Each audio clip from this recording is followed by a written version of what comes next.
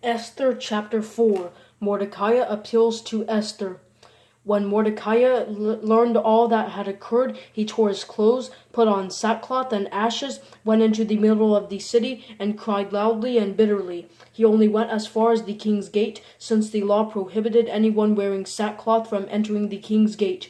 There was great mourning among the Jewish people in every province where the king's command and edict came. They fasted, wept, and lamented, and many lay on sackcloth and ashes.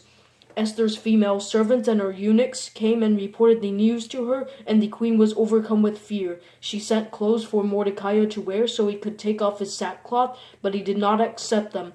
Esther summoned Hathach, one of the king's eunuchs assigned to her, and dispatched him to Mordecai to learn what he was doing and why. So Hathach went out to Mordecai in the city square in front of the king's gate. Mordecai told him everything that had happened, as well as the exact amount of money Haman had promised to pay the royal treasury for the slaughter of the Jews. Mordecai also gave him a copy of the written decree issued in Susa ordering their destruction, so that Hathach might show it to Esther, explain it to her, and command her to approach the king, implore his favor, and plead with him personally for her people. Hathach came and repeated Mordecai's response to Esther. Esther spoke to Hathach and commanded him to tell Mordecai, all the royal officials and the people of the royal provinces know that one law applies to every man or woman who approaches the king in the inner courtyard and who has not been summoned, the death penalty. Only if the king extends the gold scepter will that person live. I have not been summoned to appear before the king for the last 30 days.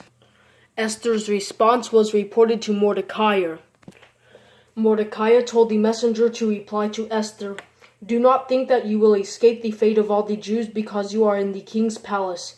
If you keep silent at this time, liberation and deliverance will come to the Jewish people from another place, but you and your father's house will be destroyed. Who knows? Perhaps you have come to your royal position for such a time as this.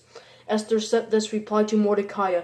Go and assemble all the Jews who can be found in Susa and fast for me. Do not eat or drink for 3 days, day or night. I and my female servants will also fast in the same way. After that, I will go to the king even if it is against the law. If I perish, I perish. So Mordecai went and did everything Esther had ordered him.